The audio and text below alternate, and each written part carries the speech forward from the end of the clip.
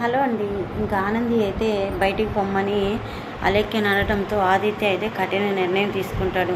ఆ నిర్ణయంతో ఆనంది అయితే చాలా బాధపడుతూ ఉంటుంది. బాధపడుతూ ఆదిత్య గారు మీ నిర్ణయం ఇదేనా, ఇంకా ఫైనల్గా చెప్పండి అని ఆదిత్యని అడుగుతూ ఉంటుంది. అవును, నా నిర్ణయం ఇదే, ఫైనల్గా చెప్తున్నాను, నా నిర్ణయం ఇదే అని చెప్పి ఆదిత్య అంటూ ఉంటాడు.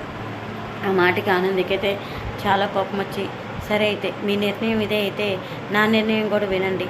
మీరు ఎలైకాని పెళ్లి చేసుకోవాలనుకున్నప్పుడు ఇంకా నాకు ఈ జీవితం వద్దు, నాకు ఈ జీవితంతో పని లేదు అని ఆనంది అయితే కఠిన నిర్ణయం తీసుకుంటుంది. అసలు ఆనంది కఠిన నిర్ణయం ఏం తీసుకుంటుంది ఏంటనేది ఇప్పుడు ఈ వీడియోలో చూద్దాం. వీడియో నచ్చితే తప్పకుండా లైక్ చేయండి, సబ్స్క్రైబ్ చేసుకోవడం అస్సలు మర్చిపోకండి. చాలామంది అయితే వీడియో చూస్తున్నారు కానీ లైక్ అయితే చేయట్లేదు. 2-3 సిస్టర్స్ అయితే లైక్ అయితే కొడుతున్నారు. వాళ్ళకి చాలా చాలా థ్యాంక్స్ అండి, చాలా కృతజ్ఞతలు తెలియజేస్తున్నాను. మీరు ఇచ్చే లైక్ నాకు బూస్టింగ్ అయితే ఇస్తుంది.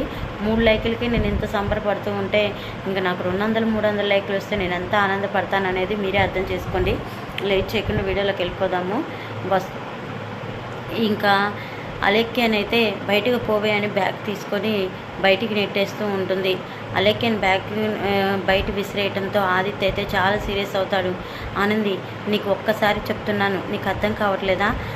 అలేఖ్య ఎవరు? నా ప్రాణం, నేను ప్రేమించిన అమ్మాయి.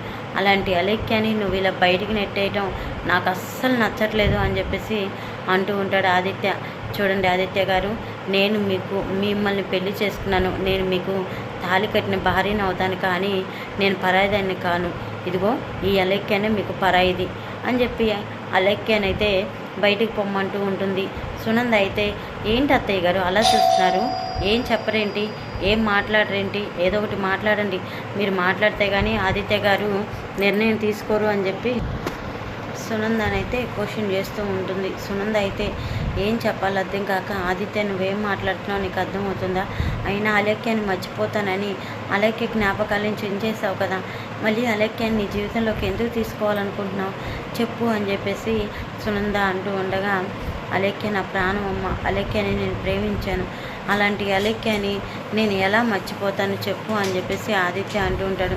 అయితే ఇప్పుడు నువ్వేమంటావురా అని చెప్పేసి సునంద అడుగుతూ ఉంటే, అలేఖ్య మెల్ల తాళి కడతాను అంటే, మరి ఆనంది ఎవరు అంటే, ఆనందిని నేను ఇష్టం లేకుండానే పెళ్లి చేసుకున్నాను, కానీ ఆనందిలో నిజాయితీ, మీ అందరు చెప్పిన మాటలు ఆనందికి దగ్గర అవ్వాలనుకున్నాను, కానీ ఆనందికి నాకు ఇంతవరకు భార్యాభర్తల బంధం అయితే ఉంది, కానీ మా ఇద్దరి మధ్య ఎటువంటి రిలేషన్ అయితే లేదు అని చెప్పేసి ఆదిత్య సునందతో చెప్పడంతో ఆనందికి వెళ్ళి చూస్తూ ఉండటంతో ఆనంది ఏం చెప్పాలో అర్థం కాక, సరే అత్తయ్య గారు, ఆదిత్య గారి నిర్ణయం ఇదే అయితే నా నిర్ణయం కూడా ఏంటో తెలుసుకోండి అని చెప్పి ఆనంది అయితే ఇంకా పరిగెత్తుకుంటూ వెళ్తుంది.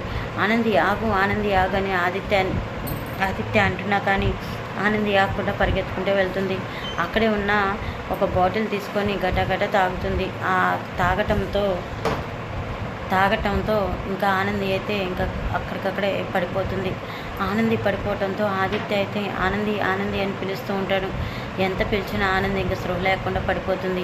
స్పృహ లేక పడిపోతున్న ఆనందిని అయితే సునంద, రే ఏంట్రా ఇంకా అలాగే చూస్తూ ఉన్నావు, ముందు దీన్ని బయటికి తరిమేసి ఆనందిని హాస్పిటల్కి తీసుకెళ్ళరా అని చెప్పేసి సునంద అంటుంటే, మమ్మీ నా ప్రాణమైన అలేఖ్యని ఎవరేమన్నా నేనైతే ఒప్పుకోను, నేను ఆనందిని బయటికి నెట్టడం అనేది జరగనివ్వను అని చెప్పేసి అంటూ ఉండగా ఇంకా ఆదిత్య అయితే నీ భార్య ప్రాణాలని నువ్వే తీసేస్తావంటరా అని చెప్పి సునంద అంటూ ఉంటుంది.